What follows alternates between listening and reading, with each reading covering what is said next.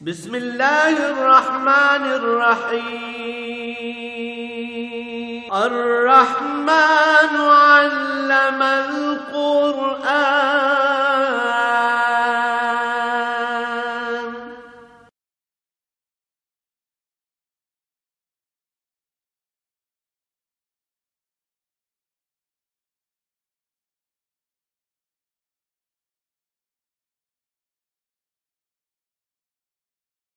الحمد لله رب العالمين والصلاة والسلام على حبيبه محمد وآله وصحبه أجمعين.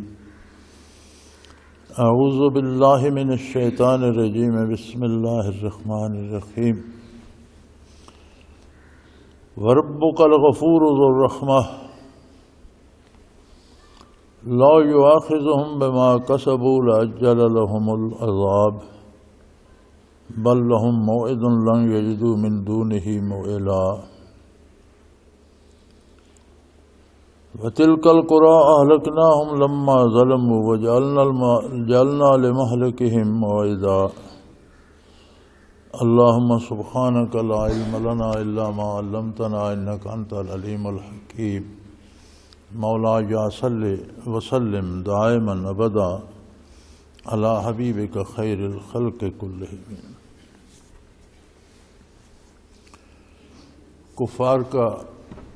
اور ان کی ہٹ دھرمی کا تذکرہ چل رہا تھا اور ارشاد باری ہوا کہ ان کے گناہوں کی وجہ سے ان کے حصول علم کے ذرائع جو ہیں ان پر پردہ ڈال دیا گیا ہے اور ان کے کان اچھائی سننے سے محروم ہیں، ان کی آنکھیں اچھائی کو دیکھنے سے محروم ہو گئی ہیں اور ان کے دل بھلائی کو قلوب کرنے سے عاری ہو گئے ہیں. یہ انہیں ان کے گناہوں کی سزا ملی ہے. اور اس کے باوجود بھی وَرَبُّكَ الْغَفُورُ ذُو الرَّحْمَةِ، آپ کا پروردگار بہت ہی بخشنے والا اور بہت بڑی رحمت والا ہے. یعنی ان کے گناہوں کے جو اثرات ان پر مرتب ہو رہے ہیں وہ تو فطری ہیں کہ آپ آگ میں ہاتھ ڈالیں گے تو وہ جلے گا، ایک فطری عمل ہے. تو ان کے آنکھوں کانوں پر جو پردے پڑ گئے یا ان کے دل پر جو پردہ پڑ گیا تو ایک فطری عمل ہے ان کے گناہوں کا. ورنہ اللہ تو بہت کریم ہے، وہ چاہتا تو ان کے گناہوں کی وجہ سے انہیں تباہ کر دیتا، ان کی زندگیاں چھین لیتا، ان پر آسمان سے عذاب نازل کر دیتا، زمین انہیں غرق کر لیتی. تو اللہ تو بہت بخشنے والا، درگزر کرنے والا اور بہت رحم کرنے والا ہے. لو یؤاخذہم بما کسبوا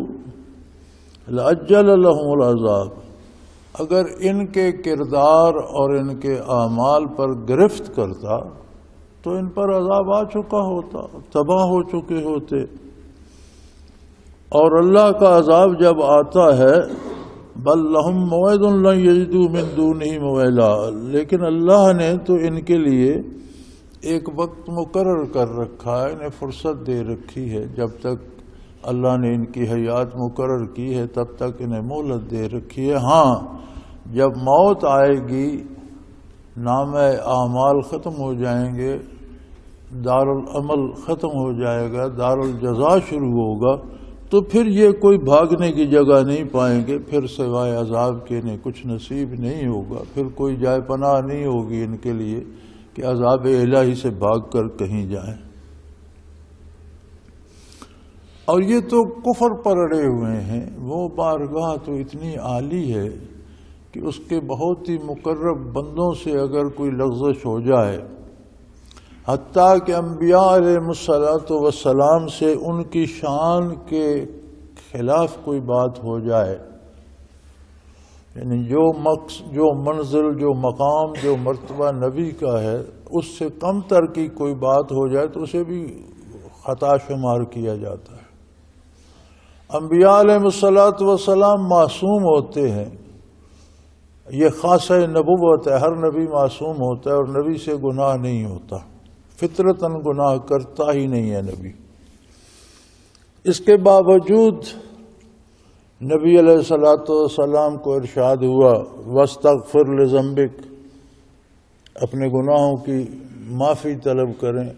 تو پھر یہ کیسے، اس میں کیسے ربط ہوگا کہ نبی سے تو گناہ ہوتا ہی نہیں؟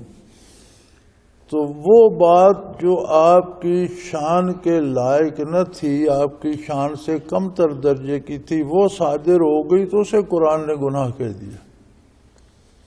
یہ میرے آپ والے گناہ نہیں وہ کرتے،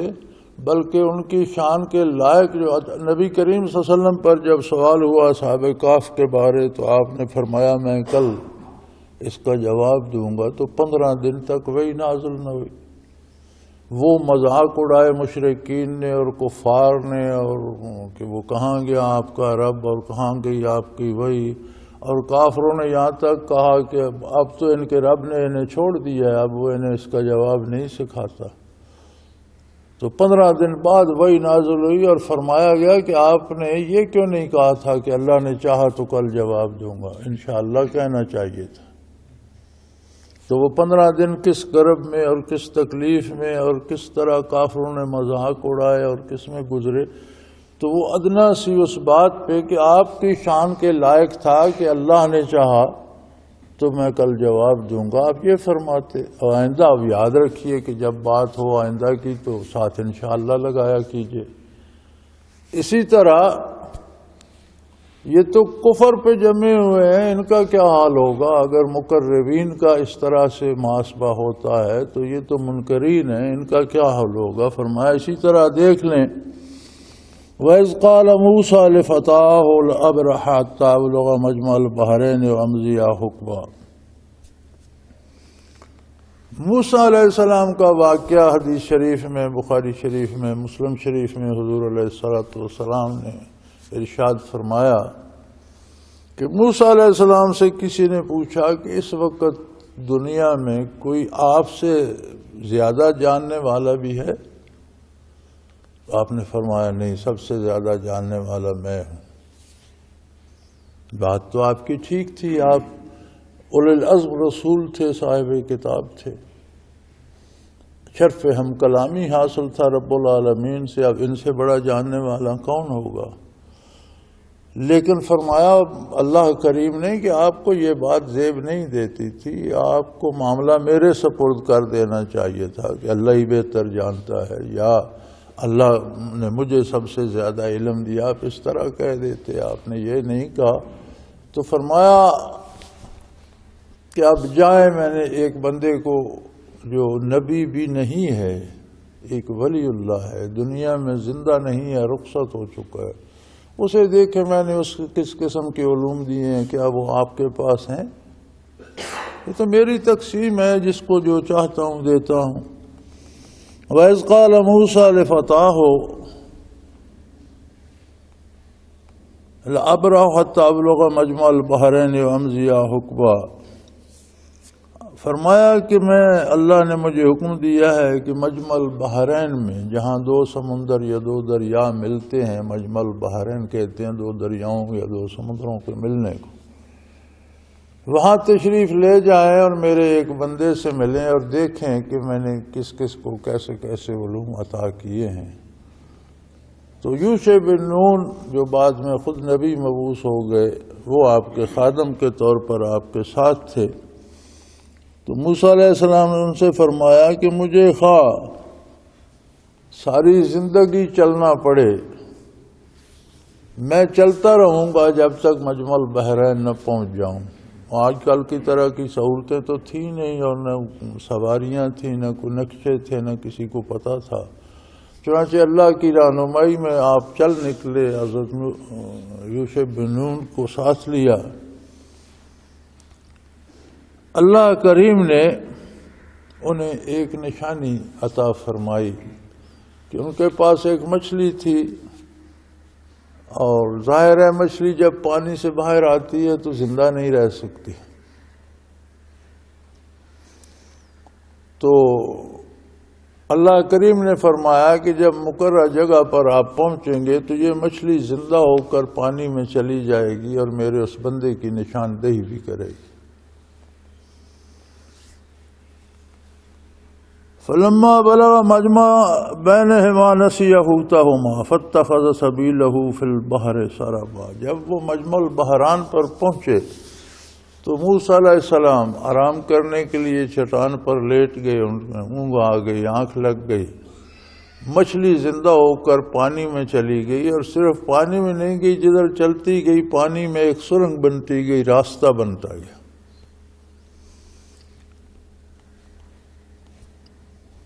فلما جاوز قال لفتاه آتنا غدانا لقد لقينا من سفرنا هذا نصبا، اٹھے تو آگے چل دیے،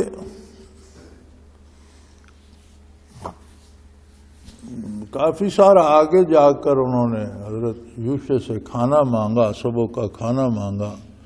فرمایا کہ کھانا لاؤ یار، آج ہم تو تھک گئے ہیں، لقد لقینا من سفرنا ھذا نصبا،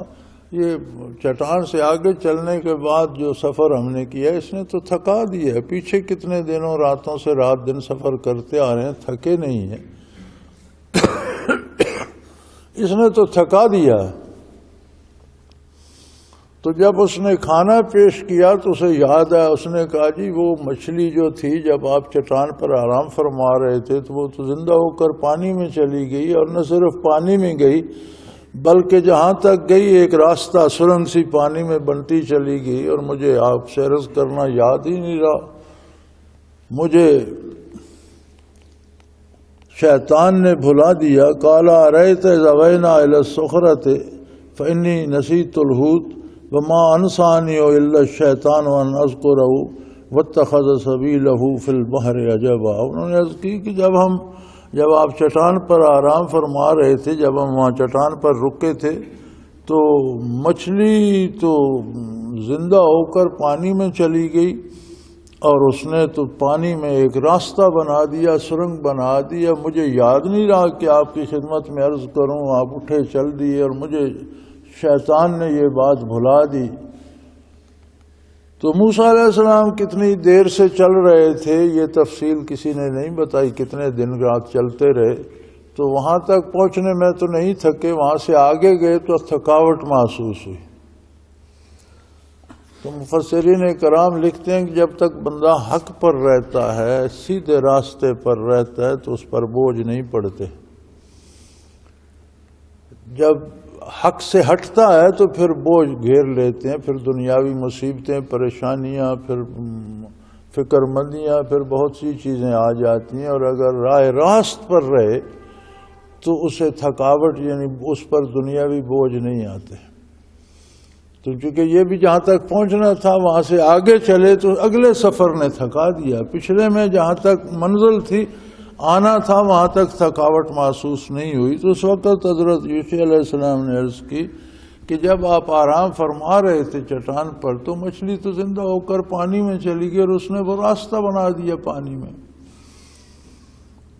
تو مجھے یہ بات شیطان نے میرے ذہن سے مٹا دی اور مجھے بھلا دیا، میں نے تو آپ کو عرض کرنا تھا، اب عرض کر رہا ہوں۔ اور بڑی حیرت کی بات ہے واتخذ سبیلہ فی البحر عجبا، اس نے تو سمندر کو پھاڑ کر اس میں راستہ بنا دیا تھا۔ قال ذلک ما کنا نبغی، آپ نے فرمایا، موسیٰ علیہ السلام نے فرمایا کہ یہی تو وہ مقام تھا جس کی تلاش میں ہم نکلے تھے اور جہاں ہمیں پہنچنا تھا۔ فارتد علی آثارہما قصصا، تو پھر وہ بات چیت کرتے ہوئے الٹے قدموں اپنے قدموں کے نشانات پر واپس چل پڑے کہ اس جگہ پہنچے۔ فوجد عبدا من عبادنا آتیناہ رحمۃ من عندنا وعلمناہ من لدنا علما، وہاں انہوں نے ہمارے ایک بندے کو پایا جسے ہم نے اپنی خاص رحمتوں سے نوازا تھا، اور اسے اپنے پاس سے علم بخشا تھا، یعنی اس نے کسی سے سیکھا نہیں تھا، کسی کتاب سے نہیں پڑھا، بلکہ وہ علم ہم نے براہ راست اسے عطا کر دیا۔ یہ ایک نعمت ہے اللہ کی، اور اسے علم لدنی کہتے ہیں۔ عبدم من عبادنا، ہمارے بندوں میں سے ایک بندہ، تو اس کا مطلب ہے کہ علم لدنی صرف خضر حضرت خضر رحمۃ اللہ علیہ سے مختص نہیں تھا، بلکہ اللہ کے بہت سے بندے ہیں جن میں سے ایک وہ تھے، عبدم من عبادنا، میرے بندوں میں سے ایک بندہ۔ تو گویا یہ انعام الہی ہے، پہلی امتوں میں بھی تھا اور امت مرحومہ پر تو لوگ دوسروں سے زیادہ ہونا چاہیے، چونکہ اس پر اللہ کی رحمتیں زیادہ ہیں۔ تو اللہ کے ایسے بندے ہیں جو بغیر ظاہری ذرائع کے علوم حق انہیں عطا کر دیے جاتے ہیں، اور اچھائی اور بھلائی، اللہ کی ذات و صفات، آخرت، رسول اللہ کی عظمت، قرآن کی صداقت اور حق کے متعلق ان کے دل کھول دیے جاتے ہیں اور انہیں علوم عطا کر دیے۔ جو خزانے انہیں عطا ہوتے ہیں وہ اکتسابی علوم سے بہت بالا تر ہوتے ہیں، اور ہر پڑھنے لکھنے والا ان رازوں اور ان بھیتوں کو نہیں پا سکتا جنہیں اللہ کریم علم لدنی عطا کرتے ہیں، جو ان کو نصیب ہوتے ہیں۔ تو وہاں حدیث شریف میں موجود ہے کہ حضرت خضر تھے۔ حضرت خضر بنی اسرائیل کے ایک ولی اللہ تھے اور اپنے عہد کے کتب مدار تھے۔ موسیٰ علیہ السلام سے پہلے ان کا وصال ہو چکا تھا۔ اولیاء اللہ میں بعض لوگ، ولایت کیا ہے؟ قرب الہی کی کیفیات ہیں، کیفی منازل ہیں۔ اہل اللہ مجاہدے کرتے ہیں، شریعت کے مطابق زندگی بسر کرتے ہیں، اور اس پر زیادہ محنت، ذکر اذکار اور زیادہ عبادت نیکی کر کے توجہ پاتے ہیں اپنے مشائخ سے، اور برکات پاتے ہیں اپنے نبی کی، اور ان کے درجات بلند ہوتے جاتے ہیں۔ تو ایک خاص مقام سے آگے جو چلے جاتے ہیں تو ان کی روح بعد از وصال ملأ الاعلیٰ کی عرش عظیم کے رہنے والے فرشتوں کی طرح ہو جاتی ہیں، اور وہ اللہ کریم بعض ارواح سے جس طرح فرشتوں سے تقدیر کے کام لیے جاتے ہیں، ان ارواح سے بھی بعض کام لیے جاتے ہیں۔ سب سے لے یا کسی سے لے، یہ اللہ کی تقسیم ہے، اور یقیناً امت مرحومہ میں بھی ایسے ہوں گے۔ حضرت رحمۃ اللہ تعالیٰ علیہ فرمایا کرتے تھے کہ سیدنا شیخ عبد القادر جیلانی رحمۃ اللہ علیہ کی روح بھی ملأ الاعلیٰ میں شامل ہو گئی تھی بعد از وصال۔ یہ حضرت رحمۃ اللہ علیہ سے میں نے سنا، کسی کتاب میں کسی نے ذکر نہیں کیا، اور میرا خیال ہے جو کتابیں لکھتے ہیں یہ ان کا موضوع بھی نہیں ہے، وہ علم ظاہر سے اور سنی سنائی باتوں سے یا دیکھی باتوں سے لکھتے ہیں۔ یہ باتیں کیفی ہیں اور کیفیات ان تک پہنچتی نہیں ہیں۔ بہرحال اللہ کے ایک مقرب بندے تھے، اپنے زمانے کے کتب مدار تھے، اور رہتے بھی کتب مدار کے ساتھ ہیں ہمیشہ۔ اب بھی آج بھی جو شخص اس منصب سے اللہ نے جسے نوازا ہوگا وہ اس کے ساتھ رہتے ہوں گے، اس کے ساتھ تعاون رکھتے ہیں۔ تو موسیٰ علیہ السلام ملے ان سے، اور موسیٰ علیہ السلام نے ان سے فرمایا کہ بھی اللہ کریم نے مجھے آپ کے پاس بھیجا ہے، اور اللہ کریم نے مجھے اس لیے بھیجا کہ میں دیکھوں آپ کو کتنے علوم عطا ہوئے ہیں۔ تو قال له موسیٰ هل اتبعک علی ان تعلمنی مما علمت رشدا۔ موسیٰ علیہ السلام نے فرمایا کہ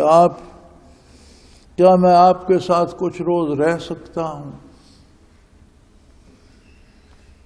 حل اتبعک، اس بات کے لیے کہ جو کچھ علوم اللہ نے بہترین علوم اور اچھی باتیں آپ کو سکھائی ہیں مجھے بھی وہ بتائیں۔ علمی درجہ اور فضیلت موسیٰ علیہ السلام کی مسلم ہے، وہ اولو العزم رسول تھے، صاحب کتاب تھے، انہیں اللہ سے بات کرنے کا شرف حاصل تھا۔ خضر علیہ السلام ایک ولی اللہ تھے، تو کہاں ولی کہاں اولو العزم رسول، ان کی خاک پاک کو بھی سارے ولی اکٹھے ہو جائیں تو نہیں پہنچتے، لیکن شعبے الگ الگ ہیں۔ موسیٰ علیہ السلام کے علوم ان کی نبوت اور شریعت کے مطابق تھے، یعنی تشریعی علوم تھے، خضر علیہ السلام سے جو کام لیا جاتا یہ تکوینی تھا، جیسے اللہ کریم اپنی قدرت کاملہ سے کرتے ہیں۔ تکوینی امور انبیاء کے پاس نہیں ہوتے، انبیاء کے علوم تشریعی ہوتے ہیں، جس شریعت کو لے کر وہ مبعوث ہوتے ہیں اس کی ساری ضروریات اور ساری حاجات کے مطابق تمام علوم انبیاء کو عطا فرمائے جاتے ہیں۔ تو انہوں نے عرض کی قال انک لن تستطیع معی صبرا، انہوں نے عرض کی کہ حضور آپ میرے ساتھ برداشت نہیں کر پائیں گے، اس لیے کہ آپ کے علوم تشریعی ہیں، شرعی حدود و قیود ہیں، یہ کیا کریں گے تو اس کا یہ نتیجہ ہوگا، یا یہ درست ہے، یہ غلط ہے، یہ حلال ہے، یہ حرام ہے، یہ جائز ہے، یہ نہیں۔ مجھے حکم ملتا ہے اللہ کی طرف سے کہ یہ کر دو، اب یہ اللہ کی مرضی، اس پر آپ کی شریعت وارد نہیں ہوتی، نہ اس کے کوئی ظاہری اسباب ہوتے ہیں، نہ وہ ظاہر نظر آتا ہے، وہ کام ہو جاتا ہے۔ تو جب کچھ ایسے کام ہوں گے جو شرعاً تو جائز نہیں ہوں گے، بندے کے لیے تو جائز نہیں ہوں گے، شریعت کا اطلاق مخلوق پر، بندوں پر ہوتا ہے نا، اللہ تو شریعت کا پابند نہیں، وہ تو خود قانون دینے والا، عطا کرنے والا ہے۔ تو اللہ کی تقدیر جو چاہتی ہے کرتی ہے، تو یہ تکوینی علوم تو آپ کے پاس نہیں ہے، تو آپ کے پاس علوم تشریعی ہیں۔ میں کام کروں گا تکوینی امور کے مطابق، تو آپ کو اس پہ اعتراض ہوگا، وہ کیف تصبرو ما لم تحط به خبرا، آپ اس بات پہ کیسے صبر کریں گے جس کے بارے اس کی اصلیت، جو اس کی حقائق، یا جسے انگریزی میں بیک گراؤنڈ کہتے ہیں، پس منظر جس کا آپ کو معلوم نہیں، اس بات پر آپ صبر نہیں کر سکیں گے، چونکہ آپ تو شریعت کے مکلف ہیں، آپ برداشت نہیں کر سکیں گے، تو میرا آپ کا ساتھ کیسے ہوگا؟ قال ستجدنی انشاءاللہ صابرا ولا عاصی لک امرا، تو موسیٰ علیہ السلام نے فرمایا آپ مجھے بڑا صبر کرنے والا اور بڑا تعاون کرنے والا پائیں گے، میں آپ کی بات پر کوئی اعتراض نہیں کرنے لگا، اور نہ آپ کے حکم کے خلاف کچھ کروں گا، جو آپ کو حکم ہوگا وہ آپ کریں، میں اس کی مخالفت نہیں کروں گا۔ تو انہوں نے خضر رحمۃ اللہ تعالی علیہ نے ایک شرط لگا دی، قال فإن اتبعتنی فلا تسألنی عن شیء حتی احدث لک منہ ذکرا، انہوں نے فرمایا پھر میری ایک شرط ہے کہ میرے کام تو آپ کو عجیب لگیں گے، تو آپ مجھ پر سوال نہیں کریں گے، ہاں جب تک میں خود نہ بتا دوں، بھئی اللہ کی طرف سے مجھے حکم ہوا کہ میں آپ کو بتا دوں تو میں وضاحت کر دوں گا، تو آپ سوال نہیں کریں گے، چونکہ یہ تکوینی امور ہیں اور ان پر شریعت کا اطلاق تو ہوتا نہیں۔ چنانچہ چل دیے، فانطلقا حتی اذا رکب فی السفینۃ خرقها قال اخرقتها لتغرق اہلها لقد جئت شیئا امرا، تو راستے میں دریا آ گیا،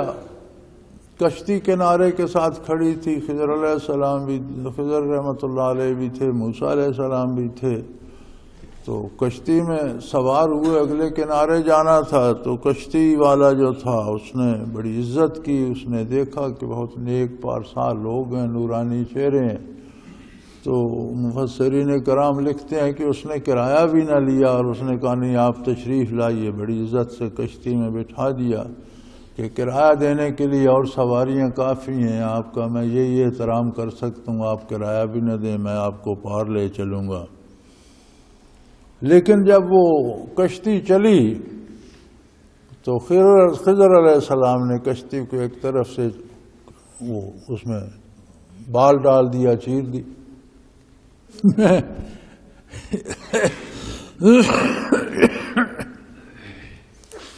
میں ایک پڑھ رہا تھا تفسیر، تو اس مولوی صاحب نے، چونکہ یہ لوگ کرامات انبیاء اور کرامات اولیاء کا بھی انکار کرتے ہیں، اس دور کا ایک فتنہ ہے،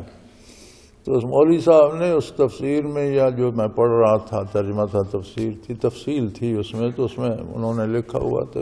خضر علیہ السلام نے کہاڑا اٹھایا اور کشتی پھاڑ دی، تو خضر علیہ السلام کوڑے سے کشتی پھاڑ رہے، صرف موسیٰ علیہ السلام کوئی نظر کیوں آئی؟ باقی سواریوں سے بھری ہوئی تھی، ان کو کیوں نظر نہیں آئی؟ وہ سارے شور کرتے ہیں کہ وہ کشتی توڑ رہے ہو، انہیں صرف بزرگوں کی کرامت کا انکار کرنے کا شوق ہے نا، تو لکھ دیا کلاڑے سے پھاڑتے تو ساری سواریاں چیخ اٹھتی، وہ تو صرف موسیٰ علیہ السلام نے دیکھا۔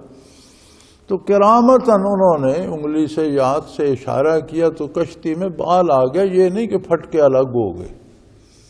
ایک اس میں دراڑ آ گئی۔ تو موسیٰ علیہ السلام نے فوراً گرفت کی، اب شرعاً تو یہ جائز نہیں تھا، انہوں نے جو کیا تھا انہیں اللہ کی طرف سے حکم ہوا تھا کہ یہ کر دو، وہ پھر بعد میں انہوں نے موسیٰ علیہ السلام پر واضح فرمایا۔ تو اس وقت تو موسیٰ علیہ السلام نے فرمایا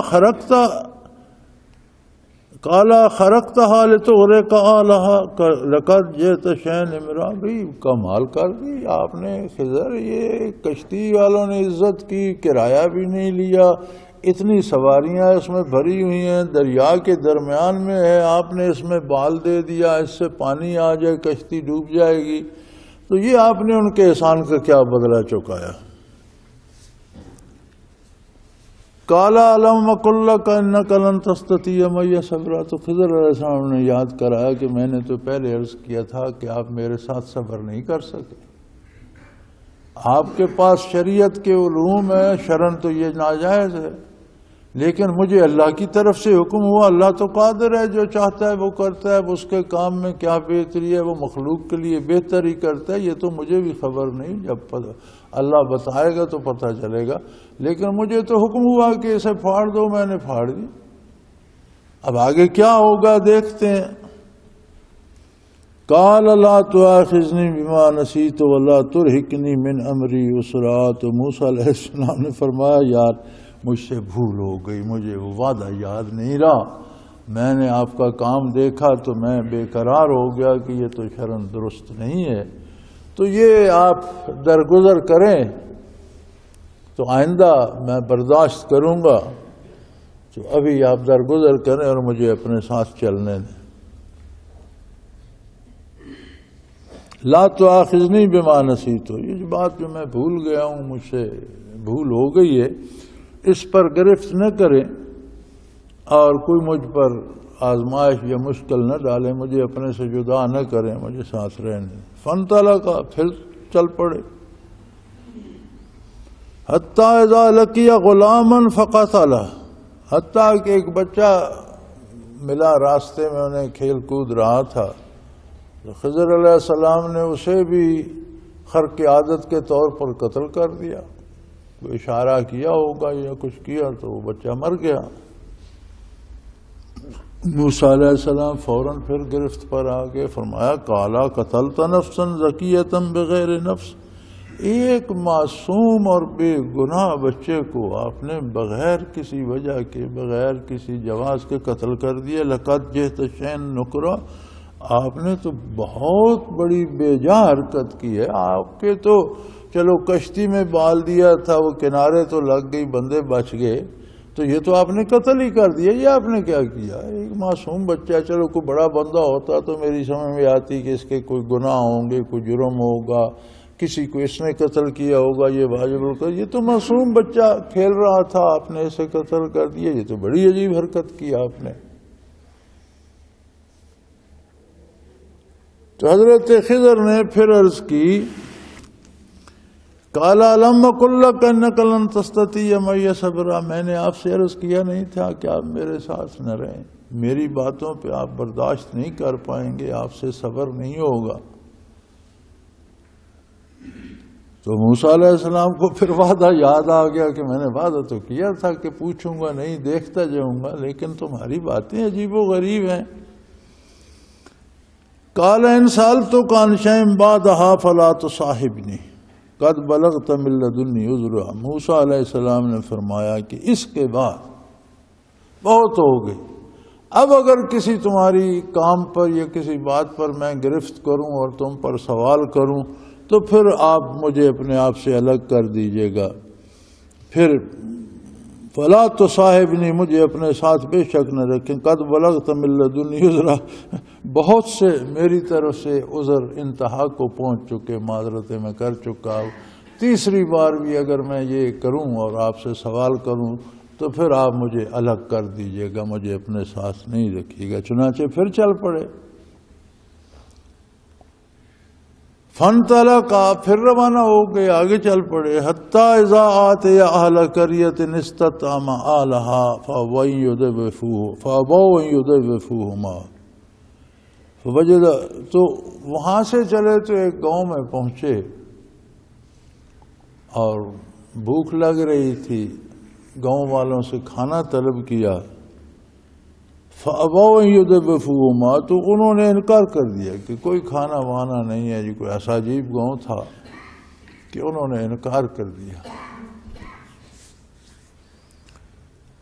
مجھے اس وقت یاد نہیں آ رہا اس گاؤں کا نام، انطاکیہ یا کوئی اس قسم کا تھا۔ تو جب قرآن کریم نازل ہوا اور یہ آیات نازل ہوئیں تو وہ گاؤں والے جو حضور کے عہد کے دور تھے وہ چل کر حضور کی خدمت عالیہ میں بھی پہنچے اور انہوں نے عرض کی، یا رسول اللہ، یہ قرآن کریم میں آ گئے فابوا ان یضیفوہما، کہ انہوں نے مہمانوں کو، 2 مہمانوں کو کھانا دینے سے سارے گاؤں نے انکار کر دیا، تو یہ تو ہمارے باپ دادا کی بدنامی ہے اور بڑی توہین ہے، اور یہ تو قرآن کریم قیامت تک رہے گا تو قیامت تک لوگ یہی بات کرتے جائیں گے کہ ایسا گاؤں تھا کہ پورے گاؤں میں سے 2 مہمانوں کو کھانا نہیں دیا گیا اور انہوں نے انکار کر دیا، تو آپ اگر کرم فرمائیں تو یہ جو اباؤ ہے اسے ایک نقطہ اوپر لگا دیں، ایک تو نیچے ہے، نیچے والا ایک نقطہ اور ایک اور لگا دیں تو یہ عطاؤ بن جائے گا، صرف ایک نقطے سے بن جائے گا عطاؤ، اور ہماری عزت رہ جائے گی کہ انہوں نے انہیں کھانا دیا۔ تو آپ صلی اللہ علیہ وسلم نے فرمایا کہ یہ اللہ کا کلام ہے، اس میں کوئی نقطہ نہ کوئی بڑھا سکتا ہے نہ گھٹا سکتا ہے، نہ اس کے معنی تبدیل ہو سکتے ہیں اور نہ کسی کو کرنے کی جرت ہے، یہ جیسے نازل ہوا ہے ویسے ہی قیامت تک انشاءاللہ پڑھا جائے گا۔ چنانچہ وہ اباؤ ہی رہا اور ابھی تک اور آئندہ بھی اباؤ ہی پڑھا جاتا رہے گا۔ تو پھر اللہ کریم نے بتایا کہ وہ تو پورا گاؤں کھانا دینے سے انکاری ہوگا کہ ہم سے نہیں کھانا، کوئی نہیں کھانا، جاؤ جاؤ۔ اب گاؤں والوں کا یہ سلوک تھا، فوجد فیہا جدارا یرید ان ینقض فاقام، تو ایک مکان کی دیوار گرنے کے قریب تھی، تو موسیٰ علیہ السلام اور حضرت خضر جب وہاں پہنچے تو حضرت خضر رحمۃ اللہ تعالی علیہ نے کوئی اشارہ کیا کراماتی طور پر، دیوار سیدھی کر دی، مضبوط ہو گئی۔ تو موسیٰ علیہ السلام سے پھر نہ رہا گیا، انہوں نے کہا یار بھوک سے مر رہے ہیں،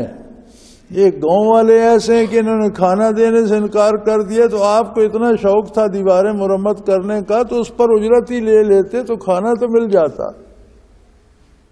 یعنی آپ نے خواہ مخواہ ایک دیوار مرمت کر دی، کرامات تو آپ دکھا رہے ہیں لیکن بھوک کی کرامت تو آپ کوئی نہیں، بھوک سے مر رہے ہیں تو آپ اس کی اجرت لے لیتے۔ قال لو شئت لاتخذت علیہ اجرا، انہوں نے فرمایا کہ بھئی خضر میاں، آپ دیوار اگر بنانے کا شوق تھا تو ان سے کہتے، آپ کو وہ دیہڑی دے دیتے، ہم روٹی تو کھا لیتے، تو آپ کو خواہ مخواہ مستری بننے کا شوق چرایا، گرتی ہوئی دیوار مکمل کر دی۔ قال ھذا فراق بینی و بینی، خضر علیہ السلام نے عرض کی کہ حضرت اب میرے اور آپ کے راستے الگ الگ ہو رہے ہیں، آپ نے خود فرمایا تھا کہ اب کہ اگر میں سوال کروں تو تم مجھے جدا کر دینا، تو وہ وقت آ گیا، لیکن جو باتیں جو کام میں نے کیے اور ان کی آپ وضاحت نہ سمجھ سکے، آپ برداشت نہ، میں ان کی وضاحت آپ کو کر دیتا ہوں، میں آپ کو ان کے پیچھے کیا حقائق تھے وہ عرض کر دیتا ہوں۔ اما السفینۃ وکانت لمساکین یعملون فی البحر، وہ جو کشتی جس میں ہم سوار ہوئے تھے اس کے مالک بڑے غریب لوگ تھے، اور وہ ان کا روزگار تھا کہ اسی کشتی کو لے کر دریا میں بندے بٹھا کر پار آتے. کبھی تھوڑے بندے ملتے, کبھی بہت ملتے, کبھی دن کا کھانا بن جاتا, کبھی نہ بنتا. یہی ان کے پاس صرف روزگار کا ذریعہ تھا. بچے تھے, کسی کو کپڑے چاہیے, کسی کو غذا چاہیے, کسی کو تعلیم چاہیے, کوئی بیمار ہو گیا دوا چاہیے. تو ضرورتیں بہت ہوتی ہیں, اور اس کشتی سے اتنی آمدن نہیں تھی. وہ غریب لوگ تھے اور اسی پر مزدوری کر رہے تھے. تو میں نے اس میں اس لیے عیب ڈال دیا کان وراءہم ملک یاخذ کل سفینۃ غصبا, کہ دریا کے دوسرے کنارے پر بادشاہ کے لوگ کھڑے تھے اور بادشاہ کا حکم تھا کہ تمام کشتیاں ضبط کر لو. کسی شئی مہم کے لیے چاہیے ہوں گی تو جو کشتی کنارے پہ پہنچتی تھی وہ چھین لیتے تھے. تو مجھے من جانب اللہ حکم ہوا کہ اس میں تھوڑا سا عیب ڈال دو. دنیا عالم اسباب ہے, اللہ کریم اسباب پیدا فرماتے ہیں اور ان کے نتائج ہوتے ہیں. تو بادشاہ کے لشکری جب کشتی دیکھیں گے, اس میں لکیر دیکھیں گے, تو وہ چھوڑ دیں گے کہ کون اس کی مرمت کراتا, پھر یہ تو ہے ٹوٹی. تو یہ غریب لوگ ہیں, ان کا ذریعہ روزگار بچ جائے گا. سو من جانب اللہ بعض اوقات ہمیں چیزیں دکھ دینے والی لگتی ہیں, لیکن وہ ہمارے لیے منافع بخش ہوتی ہیں, ہمیں کسی بڑی مصیبت سے بچا لیتی ہیں جس کو ہم سمجھ نہیں سکتے, اور ساری عمر گلہ کرتے رہتے ہیں اللہ کریم کا, اور شکایت رہتی ہے ہمیں اللہ کی ذات سے, میرا یہ ہو گیا, میرا وہ ہو گیا. حالانکہ من جانب اللہ جو ہوتا ہے وہ بہت بہتر ہوتا ہے. اب کشتی والوں کو تو نہیں پتا تھا, انہوں نے تو کشتی میں بال آیا ہوا دیکھا ہوگا, تو وہ تو تڑپے ہوں گے کہ ہماری تو یہ کشتی مرمت کے قابل ہے, اور یہ کیسے ٹوٹ گئی, اور یہ بڑے مضبوط تختے تھے, ان میں دراڑ کیسے آ گئی. لیکن اللہ کریم نے اس کشتی کو بادشاہ سے بچانے کا وہ سبب بنا دیا ان کے لیے. اب اما الغلام, اب دوسرا وہ تھا جو بچہ ملا. فکان ابواہ مومنین فخشینا ان یرہقہما طغیانا وکفرا, اس کے والدین نیک ہو گئے. اس کے والدین, اس کی والدہ, اس کا والد وہ بہت نیک تھے, انہوں نے نیکی پر عمل درآمد کیا. اور اس کے بارے خدشہ یہ تھا کہ یہ سرکشی کرے گا, اور اتنی سرکشی کرے گا کہ کہیں والدین کو بھی لے کر کفر میں نہ ڈال دیں. اللہ کریم کس طرح سے حالات بدلتے ہیں, اور اللہ کی ذات سے توبہ کی جائے, رجوع اللہ کیا جائے تو کس طرح کے واقعات ہوتے ہیں, وہ خود بہتر جانتا ہے, اور وہ بہت کریم ہے, بہت کرم فرماتا ہے. اب یہ انہی کی اولاد تھی, وہ چاہتا تو اسے پیدا ہی نیک کرتا, لیکن اس وقت شاید وہ اتنے نیک نہیں ہوں گے. لیکن جب وہ اللہ کی طرف انہوں نے رجوع کیا, توبہ کی, دین پر عمل مکمل طور پر شروع کر لیا, تو اللہ نے مجھے حکم دیا کہ اس کو, ان سے بیٹے کو قتل کر دے, انہیں پھر دوسری اولاد دیں گے جو نیک ہوگی. اور یہ تو ایسا ہے کہ اس سے خطرہ ہے کہ یہ خود ہی کافر نہیں ہوگا بلکہ انہیں بھی کفر میں لے ڈوبے گا. تو کس طرح سے حالات بدلتے ہیں, اور قدرت کس طرح سے کرم کرتی ہے, اور کس طرح سے اپنے ایک ایک بندے کا خیال رکھتی ہے اور اس کی ضرورتیں پوری کرتی ہے, یہ ہم نہیں جان سکتے. مفسرین کرام لکھتے ہیں کہ ان کے بچے کے بعد ان کی بیٹی ہوئی. وہ بیٹی نیک تھی, پھر اس کی شادی ایک نبی سے ہوئی, اور پھر اس کی اولاد سے 70 انبیاء پیدا ہوئے, نسلاً بعد نسلاً نبی چلتے رہے. تو کہاں وہ لڑکا تھا جس سے خطرہ تھا کہ انہیں بھی کفر میں ڈبو دے گا, کہاں اس کے بدلے اللہ نے ایسی عظیم بیٹی دی جو ایک نبی کی اہلیہ اور زوجہ بنی. پھر اس کی اولاد سے بھی نبوت جاری, کئی نسلوں تک نبی جاری رہے, ان کے پوتے پڑ پوتے آگے نسل میں. مفسرین کرام لکھتے ہیں کہ اس کی نسل سے 70 نبی مزید ہوئے.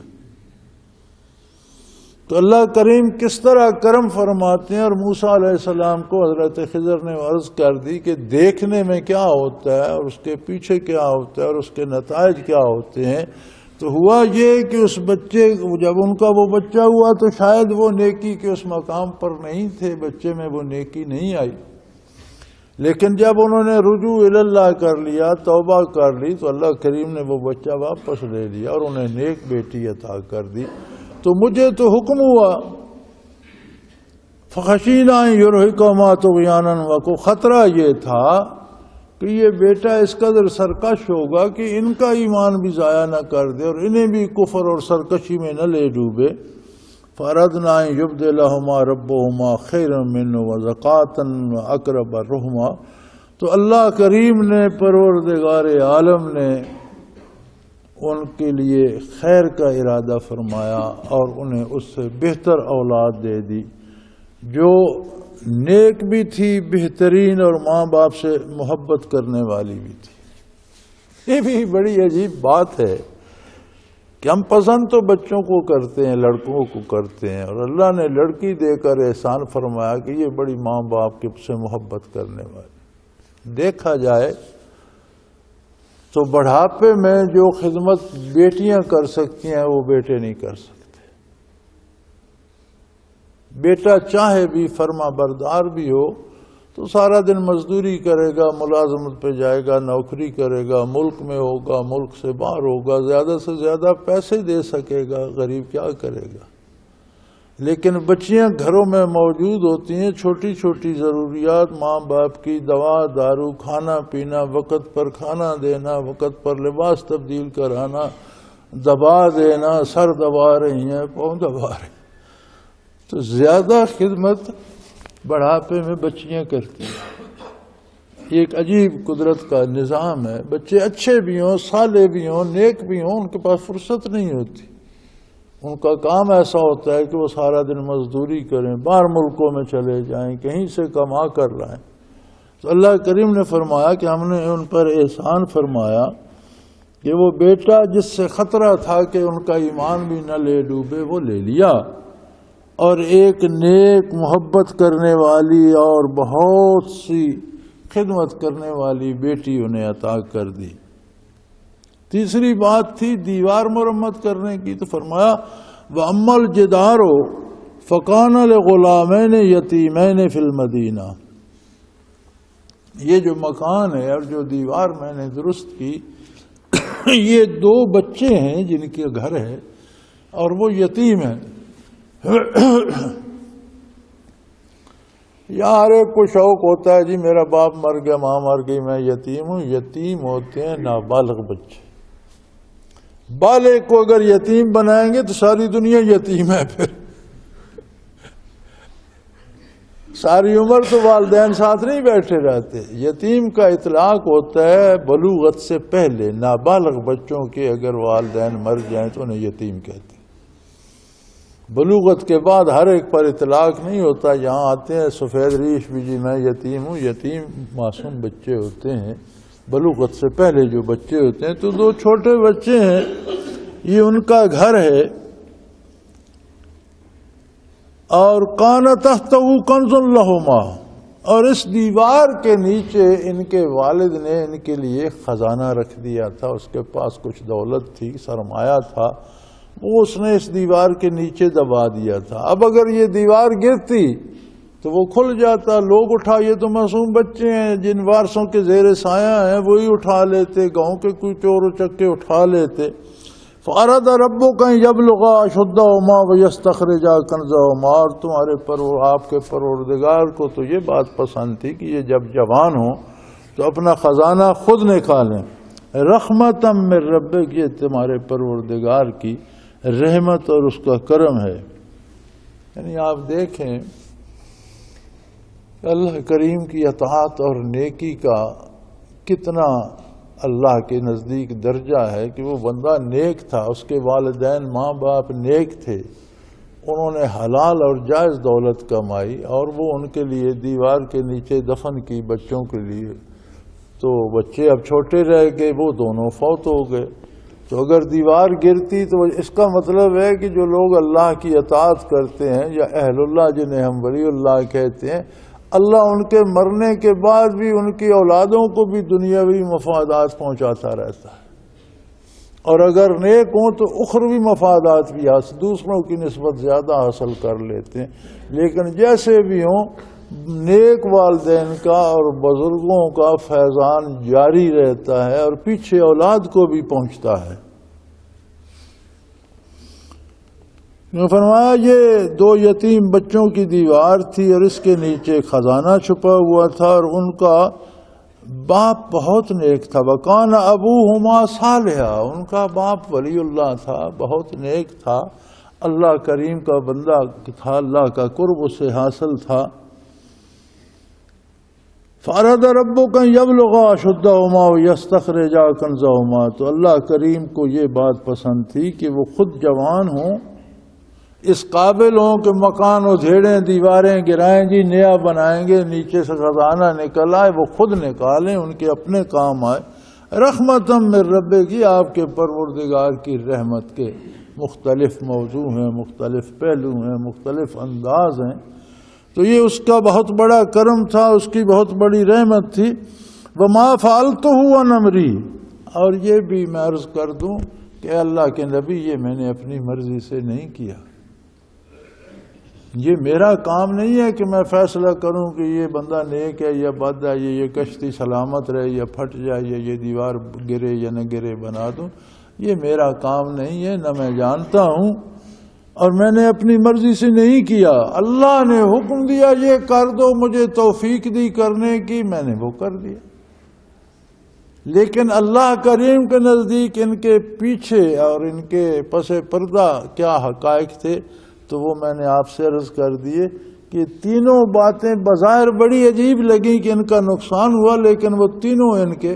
فائدے کی اور ان کی بہتری کی تھیں، اور یہ اللہ کریم کا کرم تھا اور اس کی رحمت ہے کہ ہم اپنے لیے مصیبتیں تلاش کرتے ہیں، یعنی ہر گناہ ایک مصیبت کا سبب ہوتا ہے، اور ہم دن بھر خطائیں کرتے ہیں۔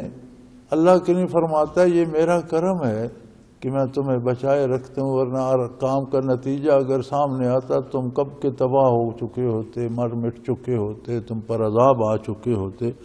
پھر اس کے ساتھ جو اس کے بندے ہوتے ہیں، جو اس کی پناہ میں رہتے ہیں، جو اس کو یاد رکھتے ہیں، جو اس کا ذکر کرتے ہیں، جو اس کو دل میں بساتے ہیں، اور جو اللہ کے قرب کی کیفیات حاصل کرتے ہیں، زندگی میں بھی ان کو سر بلند رکھتا ہے، اور مرنے کے بعد بھی ان کی اولادوں کو بھی ان کی برکات پہنچتی ہیں، اور ان کے دنیاوی فائدے بھی ہوتے ہیں، اخروی فائدے بھی ہوتے ہیں۔ وما فعلتہ عن امری، یہ سب کچھ میں نے اپنی مرضی سے نہیں کیا۔ ذالک تعویل ما لم تستطع علیہ صبرا، یہ ان باتوں کی حقیقت ہے جن پر آپ صبر نہ کر سکے اور مجھ پر گرفت فرماتے رہے۔ تو اس سارے قصے سے اللہ کریم کی عظمت، اس کی رحمت اور بے پناہ کرم کا سبق ملتا ہے کہ ہم غلطیاں بھی کرتے ہیں تو وہ کس طرح سے ہمارا تحفظ فرماتا ہے، کس طرح سے ہماری حفاظت فرماتا ہے، اور کس طرح سے ہمارے لیے دنیاوی اسباب بھی پیدا کرتا ہے۔ اور انسان کا مزاج عجیب ہے، یہ اگر 60 برس صحت استعمال کرتا رہے اور 6 گھنٹے کے لیے بیمار ہو جائے تو وہ 60 برس بھلا دیتا ہے، 6 گھنٹے یاد ہوتے ہیں ایسے کہ مجھے 6 گھنٹے سے سر میں درد ہے۔ ساری زندگی آرام سے کھاتا رہے تو کبھی غریبی آ جائے تو وہ اسے یاد ہوتی ہے، وہ ساری جو زندگی اللہ کی نعمتیں کھائیں بھول جاتا ہے۔ اور یہ جو مصیبتیں آتی ہیں یہ ہم خود خریدتے ہیں، اور وہ ایسا کریم ہے کہ پھر حالات کو بدل کر ہمارے لیے آسانیاں پیدا فرماتا ہے۔ اور ایسا کریم ہمارا خالق، ہمارا مالک، ہمارا رازق، ہمارا رب، ہمارا پروردگار، ہم اس کا کیوں شکر ادا نہیں کرتے؟ کیوں ہر لمحہ اسے یاد نہیں کرتے؟ ہم کیوں ہمیشہ اس کی اطاعت میں زندگی بسر نہیں کرتے؟ اس پہ ہمیں سوچنا چاہیے اور ہمیں طے کرنا چاہیے کہ اللہ نے زندگی مجھے دی ہے، اس کے فیصلے میں نے کرنے ہیں، تو میں ایسا فیصلہ کروں جو میرے پروردگار کی پسند کے مطابق ہو، میں اس کی اطاعت کروں، اور اس فرصت کے لمحات کو اس کی یاد میں بسر کروں اور اس کے نبی کی سنت پر بسر کروں، تاکہ میرے دونوں عالم اللہ کے کرم سے روشن ہوتے جائیں۔ وآخر دعوانا ان الحمدللہ رب العالمین۔ اللہ اللہ اللہ اللہ اللہ اللہ اللہ اللہ۔ حضرت امیر محمد اکرم آوان مد ذلہ العالی دارالعرفان منارہ ضلع چکوال میں سالہ سال سے قرآن و حدیث کے اوپر خطابات کر رہے ہیں اور سلسلہ نقشبندیہ اویسیہ کے مطابق لوگوں کو ذکر الہی کی تربیت دے رہے ہیں۔ وہ قرآن پاک کی تفسیر ترتیب وار بیان کر رہے ہیں۔ تفسیر قرآن کو وہ موجودہ ملکی اور بین الاقوامی حالات کے مطابق بیان کرتے ہیں۔ موٹر وے سے کلر کہار کے انٹرچینج سے نکلتے ہوئے کلر کہار کی جھیل سے ہوتے ہوئے میانی، بوچھال اور نورپور سے گزرتے ہوئے دارالعرفان منارہ پہنچ سکتے ہیں۔ حضرت امیر محمد اکرم آوان نے بچیوں اور بچوں کی دینی اور دنیاوی تعلیم کے لیے سقارہ اکیڈمی کے نام سے ایک درسگاہ بھی قائم کی ہے، جس کا افتتاح ملک پاکستان کے صدر جنرل محمد ضیاء الحق نے اپنے دست مبارک سے کیا تھا۔